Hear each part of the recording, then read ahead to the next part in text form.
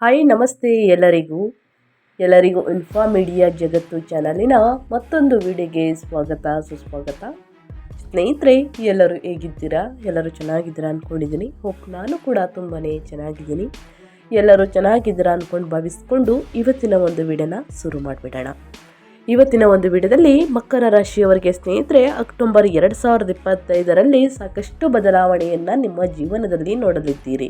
ಹಾಗಿದ್ರೆ ಅಕ್ಟೋಬರ್ ಮಾಸಿಕ ಭವಿಷ್ಯದಲ್ಲಿ ಮಕರ ರಾಶಿಯವರಿಗೆ ಗ್ರಹಗಳ ಸ್ಥಾನಗಳಿಂದ ಅಂದರೆ ಗ್ರಹಗಳ ಸಂಚಾರಗಳಿಂದ ಸಾಕಷ್ಟು ಬದಲಾವಣೆಯನ್ನು ಅಂದರೆ ನಿಮ್ಮ ವ್ಯಾಪಾರದಲ್ಲಿ, ವ್ಯವಹಾರದಲ್ಲಿ, ಹಣಕಾಸಿನಲ್ಲಿ, ನಿಮ್ಮ ಉದ್ಯೋಗದಲ್ಲಿ, ಶಿಕ್ಷಣದಲ್ಲಿ ಒಟ್ಟಾರೆಯಾಗಿ ಸ್ನೇಹಿತರೆ ಮಕರ ರಾಶಿಯವರು ಏನೆಲ್ಲ ಬದಲಾವಣೆಯನ್ನು ನೋಡಲಿದ್ದೀರಿ, ಯಾವುದರ ಬಗ್ಗೆ ಎಚ್ಚರಿಕೆ ವಹಿಸಬೇಕು, ಇದಕ್ಕೆಲ್ಲ ಪರಿಹಾರಗಳು ಏನು ಅನ್ನೋದನ್ನ ಇದೇ ವಿಡಿಯೋದಲ್ಲಿ ತಿಳಿಸ್ಕೊಡ್ತೀನಿ. ಇದನ್ನೆಲ್ಲ ತಿಳ್ಕೋಬೇಕು ಅಂದರೆ ಎಲ್ಲೂ ಕೂಡ ವಿಡಿಯೋನ ಸ್ಕಿಪ್ ಮಾಡಬಾರ್ದು. ಅಂದರೆ ವಿಡಿಯೋನ ಕಟ್ ಮಾಡಿ ಓಡಿಸ್ಕೊಂಡೋಗಿ ನೋಡಿದ್ರೆ ಫುಲ್ ಇನ್ಫಾರ್ಮೇಷನ್ ಅರ್ಥ ಆಗಲ್ಲ. ಸೊ ಹಾಗಾಗಿ ಎಲ್ಲ ವಿಡಿಯೋದಲ್ಲೂ ತಿಳಿಸ್ತಾ ಇರ್ತೀನಿ. ಮೊದಲಿಂದ ಕೊನೆ ತನಕ ವಿಡಿಯೋನ ವಾಚ್ ಮಾಡಿ, ಬಿಗಿನಿಂದ ಹೆಣ್ಣು ತನಕ ವಿಡಿಯೋನ ನೋಡಿ. ವಿಡಿಯೋದಲ್ಲಿ ಒಳ್ಳೆ ಮಾಹಿತಿ ಸಿಕ್ಕಿದ್ದಲ್ಲಿ ತಪ್ಪದೆ ವಿಡಿಯೋಗೊಂದು ಲೈಕ್ ಕೊಟ್ಟು, ಇನ್ನು ನನ್ನ ಚಾನಲ್ನ ಸಬ್ಸ್ಕ್ರೈಬ್ ಮಾಡ್ಕೊಂಡಿಲ್ಲ ಅಂದರೆ ಇನ್ಫಾರ್ಮಿಡಿಗೆ ಸಬ್ಸ್ಕ್ರೈಬ್ ಆಗಿ ನಿಮ್ಮ ಅಭಿಪ್ರಾಯವನ್ನು ಕಮೆಂಟ್ ಬಾಕ್ಸಲ್ಲಿ ತಿಳಿಸಿ. ಓಂ ನಮ್ಮ ಶನಿದೇವರಾಯ ನಮಃ ಅನ್ನೋದನ್ನ ಕಮೆಂಟ್ ಮಾಡಿ ಸ್ನೇಹಿತರೆ. ಶನಿದೇವರ ಅನುಗ್ರಹದಿಂದ ನಿಮ್ಮ ಕಷ್ಟಗಳು, ಸಮಸ್ಯೆಗಳು, ಅಡೆತಡೆಗಳು ಎಲ್ಲವೂ ಕೂಡ ನಿವಾರಣೆಯಾಗಲಿ ಅಂತ ಕೇಳ್ಕೊತಾ ವಿಡಿಯೋದ ಕಡೆ ಗಮನ ಕೊಡ್ತಾ ಹೋಗೋಣ. ಮಕರ ರಾಶಿಯವರಿಗೆ ಮಾಸಿಕ ಭವಿಷ್ಯ 2025 ಅಕ್ಟೋಬರ್ ತಿಂಗಳಲ್ಲಿ ಏನೆಲ್ಲ ಬದಲಾವಣೆಗಳನ್ನು ನೋಡಲಿದ್ದೀರಿ, ಏನೆಲ್ಲ ಫಲಿತಾಂಶವನ್ನು ಗಳಿಸಲಿದ್ದೀರಿ ಅಂದರೆ ಈ ತಿಂಗಳು ನಿಮಗೆ ಮಿಶ್ರ ಫಲಿತಾಂಶಗಳು ಕಂಡುಬರುತ್ತದೆ ಸ್ನೇಹಿತರೆ. ಯಾಕಂದರೆ ವೃತ್ತಿ ಜೀವನದ ದೃಷ್ಟಿಯಿಂದ ಕೆಲವು ಸಕಾರಾತ್ಮಕ ಬದಲಾವಣೆಗಳು ಕಂಡುಬರುತ್ತವೆ ಮತ್ತು ಆರೋಗ್ಯದ ದೃಷ್ಟಿಯಿಂದ ಎಲ್ಲವೂ ಸಾಮಾನ್ಯವಾಗಿರುತ್ತದೆ. ನಿಮ್ಮ ವೃತ್ತಿ ಜೀವನದಲ್ಲಿ ಸುಧಾರಣೆ ಅಥವಾ ಬದಲಾವಣೆ ಇರುತ್ತದೆ. ನೀವು ಹೊಸ ಉದ್ಯೋಗವನ್ನು ಹುಡುಕುತ್ತಿದ್ದರೆ ಅಥವಾ ಬಡ್ತಿ ಅಥವಾ ಸುಧಾರಣೆಗಾಗಿ ಪ್ರಯತ್ನಿಸುತ್ತಿದ್ದರೆ ಈ ತಿಂಗಳು ನೀವು ಬಯಸಿದ ಸ್ಥಾನವನ್ನು ಸಾಧಿಸಲು ಸಹಾಯವನ್ನು ಮಾಡುತ್ತದೆ. ಇನ್ನು ಸ್ಥಳದಲ್ಲಿ ಬದಲಾವಣೆಯೂ ಕೂಡ ಸಹ ಸೂಚಿಸಲಾಗುತ್ತದೆ. ವಿದೇಶದಲ್ಲಿ ಅವಕಾಶಕ್ಕಾಗಿ ಪ್ರಯತ್ನಿಸುತ್ತಿರುವವರು ಸಕಾರಾತ್ಮಕ ಫಲಿತಾಂಶವನ್ನು ಪಡೆಯಬಹುದು. ಯಾವುದೇ ಜವಾಬ್ದಾರಿಯನ್ನು ಸ್ವೀಕರಿಸುವ ಮೊದಲು ಜಾಗರೂಕರಾಗಿರಿ ಸ್ನೇಹಿತರೆ. ಇನ್ನು ಕೆಲಸ ಮುಗಿದ ನಂತರ ನೀವು ಒಬ್ಬ ಸಹೋದ್ಯೋಗಿಯಿಂದ ಕಡಿಮೆ ಖ್ಯಾತಿಯನ್ನು ಪಡೆಯಬಹುದು ಅಥವಾ ಅವಮಾನವನ್ನು ಪಡೆಯಬಹುದು. ವಿಶೇಷವಾಗಿ ತಿಂಗಳ ಮಧ್ಯದ ನಂತರ ದಸ್ತಾವೇಜನ್ನು ಮತ್ತು ಇಮೇಲ್ಗಳನ್ನು ಸ್ಪಷ್ಟವಾಗಿ ಇರಿಸಿಕೊಳ್ಳಿ ಸ್ನೇಹಿತರೆ. ಅನಗತ್ಯ ತೊಂದರೆಗಳು ಎದುರಾಗುವ ಚಾನ್ಸಸ್ ಇದೆ ಅಂತಲೇ ಹೇಳಬಹುದು ಮಕರ ರಾಶಿಯವರಿಗೆ. ಸೊ ಹಾಗಾಗಿ ಈ ವಿಷಯದ ಬಗ್ಗೆ ಎಚ್ಚರಿಕೆ ವಹಿಸಿ ಅಂತ ಹೇಳ್ತಾ, ಇನ್ನು ಅದೇ ರೀತಿ ನಿಮ್ಮ ವೃತ್ತಿ ಜೀವನದಲ್ಲಿ, ನಿಮ್ಮ ಹಣಕಾಸಿನಲ್ಲಿ, ನಿಮ್ಮ ಉದ್ಯೋಗದಲ್ಲಿ, ನಿಮ್ಮ ಕುಟುಂಬ ಜೀವನ, ವೈಯಕ್ತಿಕ ಜೀವನದಲ್ಲಿ ಮಕರ ರಾಶಿಯವರು ಏನೆಲ್ಲ ಬದಲಾವಣೆಗಳನ್ನು ನೋಡಲಿದ್ದೀರಿ ಅನ್ನೋದನ್ನ ತಿಳಿಸ್ಕೊಡ್ತಾ ಹೋಗ್ತೀನಿ. ಇವಾಗೆಲ್ಲೂ ಕೂಡ ವಿಡಿಯೋನ ಸ್ಕಿಪ್ ಮಾಡಬೇಡಿ ಅಂತ ಹೇಳ್ತಾ, ಮಕರ ರಾಶಿಯವರು ಈ ವಿಡಿಯೋ ಯೂಸ್ಫುಲ್ ಅನಿಸಿದ್ದಲ್ಲಿ ದಯವಿಟ್ಟು ವಿಡಿಯೋಗೊಂದು ಲೈಕ್ ಕೊಟ್ಟು, ಸಬ್ಸ್ಕ್ರೈಬ್ ಆಗಿಲ್ಲ ಅಂದರೆ ಸಬ್ಸ್ಕ್ರೈಬ್ ಆಗಿ, ನಿಮ್ಮ ಅಭಿಪ್ರಾಯವನ್ನು ಕಮೆಂಟ್ ಬಾಕ್ಸಲ್ಲಿ ತಿಳಿಸಿ. ಓಕೆ, ನಿಮ್ಮ ವೃತ್ತಿ ಜೀವನದ ಬಗ್ಗೆ ಹೇಳೋದಾದರೆ ಅಕ್ಟೋಬರ್ 17ರವರೆಗೆ ಸೂರ್ಯನು ಅನುಮೋದನೆಗಳು, ಪ್ರಯಾಣ ಮತ್ತು ತರಬೇತಿಯನ್ನು ಬೆಂಬಲಿಸುತ್ತಾರೆ. 10ನೇ ತಾರೀಕಿನ ನಂತರ ಬುಧ ಸ್ನೇಹಿತರೆ ಸಭೆಗಳು, ಸಂದರ್ಶನಗಳು ಮತ್ತು ಯೋಜನೆಗೆ ಸಹಾಯವನ್ನು ಮಾಡುತ್ತದೆ. ಅಕ್ಟೋಬರ್ 17ರಿಂದ ಸಾಕಷ್ಟು ಬದಲಾವಣೆಯನ್ನು ಸೂಚಿಸಲಾಗುತ್ತದೆ. ನಿಮ್ಮ ದುರ್ಬಲತೆ, ಸೊ ಕೆಲಸದ ಹೊರೆ ಹೆಚ್ಚಾಗುತ್ತದೆ ಮತ್ತು ಹಿರಿಯರು ಬೇಡಿಕೆ ಇಡುತ್ತಾರೆ. ಸಭ್ಯರಾಗಿರಿ ಮತ್ತು ಕೊನೆಯ ಕ್ಷಣದ ಬದಲಾವಣೆಗಳನ್ನು ತಪ್ಪಿಸಿ ಸ್ನೇಹಿತರೆ. ಇನ್ನು ಗುರು ಸಂಚಾರ ಇರುವುದರಿಂದ ನಿಮ್ಮ 7ನೇ ತಾರೀಕು ಸ್ನೇಹಿತರೆ ಹಿರಿಯರು ಪಾಲುದಾರರಿಂದ ಬೆಂಬಲವನ್ನು ತರುತ್ತದೆ ಮತ್ತು ಮಾತುಕತೆಗಳು, ವಿದೇಶಿ ಸಂಬಂಧಗಳಲ್ಲಿ ಸಹಾಯವನ್ನು ಮಾಡುತ್ತದೆ. ಮಂಗಳವು ತಿಂಗಳ ಬಹುಪಾಲು ಶಕ್ತಿಯನ್ನು ನೀಡುತ್ತದೆ ಸ್ನೇಹಿತರೆ. ಎಲ್ಲವಕ್ಕೂ ಕಾರಣ ಕೊನೆಯ ವಾರದ ನಂತರ ತಂಡಗಳು ಮತ್ತು ನೆಟ್ವರ್ಕಿಂಗ್ ಫಲಿತಾಂಶಗಳಿಗೆ ಸಹಾಯವನ್ನು ಮಾಡುತ್ತದೆ ಅಂತಲೇ ಹೇಳ್ಬೋದು ಮಂಗಳನ ಸಂಚಾರ.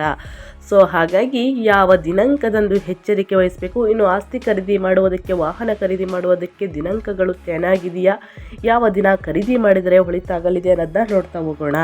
ಮೊದಲನೇದಾಗಿ ಹಣಕಾಸಿನ ಬಗ್ಗೆ ಹೇಳೋದಾದರೆ ಆರ್ಥಿಕವಾಗಿ ನಿಮಗೆ ಒಳ್ಳೆಯ ಸಹಾಯ ಸಿಗುತ್ತದೆ. ಆದಾಯದ ಹರಿವು, ಹೂಡಿಕೆಗಳಿಂದ ಉತ್ತಮ ಲಾಭ ಸಿಗುತ್ತದೆ ಸ್ನೇಹಿತರೆ. ಸಾಲ ಅಥವಾ ಆರ್ಥಿಕ ಸಹಾಯಕ್ಕಾಗಿ ಪ್ರಯತ್ನಿಸುತ್ತಿರುವವರಿಗೆ ಅದು ಸಿಗಬಹುದು. ಈ ತಿಂಗಳು ಸಣ್ಣ ಮತ್ತು ಅಲ್ಪಾವಧಿಯ ಹೂಡಿಕೆಗಳಿಗೆ ಒಳ್ಳೆಯದು. ಪ್ರಯಾಣ ಅಥವಾ ಆಧ್ಯಾತ್ಮಿಕ ಕಾರ್ಯಗಳಿಗೆ ಸ್ವಲ್ಪ ಹಣವನ್ನು ಖರ್ಚು ಮಾಡಬಹುದು. 9ನೇ ಮನೆಯ ಮೇಲೆ ಗಮನ ಅಂತಲೇ ಹೇಳಬಹುದು. ಕೊನೆಯ ವಾರದಲ್ಲಿ ಸ್ನೇಹಿತರೆ ಸರಳ ಬಜೆಟನ್ನು ಇಟ್ಕೊಳ್ಳಿ. ಇನ್ನು ದೊಡ್ಡ ಮೊತ್ತದಲ್ಲಿ ಹೂಡಿಕೆಯನ್ನು ಮಾಡುವುದಕ್ಕೆ ಈ ತಿಂಗಳು ಬೆಟರ್ ಇಲ್ಲ ಸ್ನೇಹಿತರೆ. ಮುಂದಿನ ತಿಂಗಳ ತನಕ ಕಾಯುವುದು ಉತ್ತಮ. ಇನ್ನು ಸಣ್ಣ ಪುಟ್ಟ ಹೂಡಿಕೆಯನ್ನು ಮಾಡಬೇಕು ಅಂತಂದರೆ ಹೂಡಿಕೆಯನ್ನು ಮಾಡಬಹುದು. ಈ ತಿಂಗಳಲ್ಲಿ ವಾಹನ ಆಸ್ತಿ ಖರೀದಿ ಮಾಡುವುದಕ್ಕೆ ಬೆಟರ್ ಇಲ್ಲ ಅಂತಲೇ ಹೇಳ್ಬೋದು. ಇಲ್ಲ ನಾವು ಖರೀದಿ ಮಾಡಬೇಕು, ವಾಹನವನ್ನು ಖರೀದಿ ಮಾಡಬೇಕು ಅಂದರೆ ಹಿರಿಯರ ಮಾರ್ಗದರ್ಶನವನ್ನು, ತಿಳಿದವರ ಮಾರ್ಗದರ್ಶನವನ್ನು ತೆಗೆದುಕೊಂಡು ಹೂಡಿಕೆಯನ್ನು ಮಾಡಿ. ನಿಮ್ಮ ನಿರ್ಧಾರವೇ ಅಂತಿಮ ನಿರ್ಧಾರ ಮಾಡೋಕ್ಕೆ ಹೋಗಬೇಡಿ ಸ್ನೇಹಿತರೆ. ಆತುರದಿಂದ ಯಾವುದಕ್ಕೂ ಕೂಡ ನೀವು ಸಹಿಯನ್ನು ಹಾಕುವುದು, ನಿರ್ಧಾರಗಳನ್ನು ತೆಗೆದುಕೊಳ್ಳುವುದಕ್ಕೆ ಇದು ಒಳ್ಳೆಯ ತಿಂಗಳಲ್ಲ ಅಂತಲೇ ಹೇಳಬಹುದು. ಇನ್ನು ನಿಮ್ಮ ಕುಟುಂಬ ಜೀವನದ ಬಗ್ಗೆ ಹೇಳೋದಾದರೆ ಏನೆಲ್ಲ ಬದಲಾವಣೆಗಳನ್ನು ನೋಡಲಿದ್ದೀರಿ, ಯಾವುದರ ಬಗ್ಗೆ ಎಚ್ಚರಿಕೆ ವಹಿಸಬೇಕು ಅನ್ನೋದನ್ನ ನೋಡ್ತಾ ಹೋಗೋಣ. ಕೌಟುಂಬಿಕವಾಗಿ ಈ ತಿಂಗಳು ಉತ್ತಮವಾಗಿರುತ್ತದೆ. ಕುಟುಂಬ ಸದಸ್ಯರೊಂದಿಗೆ ತೀರ್ಥಯಾತ್ರೆಯ ಸೂಚನೆ ಇದೆ. ನಿಮ್ಮ ತಂದೆ ಅಥವಾ ಸಹೋದರನಿಂದ ನಿಮಗೆ ಒಂದು ಪ್ರಮುಖ ಕೆಲಸದಲ್ಲಿ ನಿಮಗೆ ಉತ್ತಮ ಬೆಂಬಲ ಸಿಗಬಹುದು. ಮಕರ ರಾಶಿಯವರಿಗೆ ಸ್ನೇಹಿತರೆ, ನಿಮ್ಮ ಜೀವನ ಸಂಗಾತಿಗೆ ವೃತ್ತಿ ಜೀವನದಲ್ಲಿ ಕೆಲವು ಬದಲಾವಣೆಗಳು ಆಗಬಹುದು. ನಿಮ್ಮ ತಂದೆ ಆರೋಗ್ಯ ಸಮಸ್ಯೆಗಳಿಂದ ಚೇತರಿಸಿಕೊಳ್ಳುತ್ತಾರೆ ಸ್ನೇಹಿತರೆ. ನಿಮ್ಮ ಆರೋಗ್ಯದ ಕಡೆ ಸ್ವಲ್ಪ ಗಮನವಹಿಸಿ. ಮುಂದಿನ ದಿನಗಳಲ್ಲಿ ಏನೇ ಸಂಪಾದನೆಯನ್ನು ಮಾಡಬೇಕು ಅಂದರೆ ಸ್ನೇಹಿತರೆ ಕೂತು ತಿನ್ನಬೇಕು, ಒಳ್ಳೆಯ ಭೋಜನವನ್ನು ಊಟ ಮಾಡಬೇಕು ಅಂತಂದರೆ ಮೇಯ್ನಾಗಿ ನಿಮ್ಮ ಆರೋಗ್ಯ ಉತ್ತಮವಾಗಿರಬೇಕು. ಸೊ ಹಾಗಾಗಿ ತಂದೆಯ ಆರೋಗ್ಯ ಸುಧಾರಿಸಲಿದೆ. ನಿಮ್ಮ ಆರೋಗ್ಯದ ಬಗ್ಗೆ ಹೇಳೋದಾದರೆ ಆರೋಗ್ಯದ ದೃಷ್ಟಿಯಿಂದ ಈ ತಿಂಗಳು ಸಾಮಾನ್ಯವಾಗಿರಲಿದೆ ಮಕರ ರಾಶಿಯವರ ಆರೋಗ್ಯ. ಯಾಕಂದರೆ ಯಾವುದೇ ಪ್ರಮುಖ ಸಮಸ್ಯೆಗಳು ಸೂಚಿಸುತ್ತಿಲ್ಲ ಸ್ನೇಹಿತರೆ.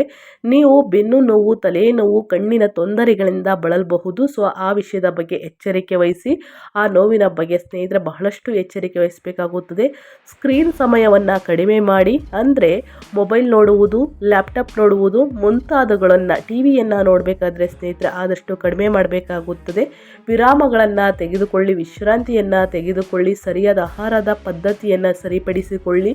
ಪ್ರತಿದಿನ ವ್ಯಾಯಾಮ, ಧ್ಯಾನವನ್ನು ಮಾಡಿ, ಯೋಗ, ಮೆಡಿಟೇಷನನ್ನು ಮಾಡಿ ವಿಶ್ರಾಂತಿಯನ್ನು ಕಾಪಾಡಿಕೊಳ್ಳಿ. ಆವಾಗ ನಿಮ್ಮ ಆರೋಗ್ಯ ಉತ್ತಮವಾಗಿರಲಿದೆ ಅಂತಲೇ ಹೇಳಬಹುದು.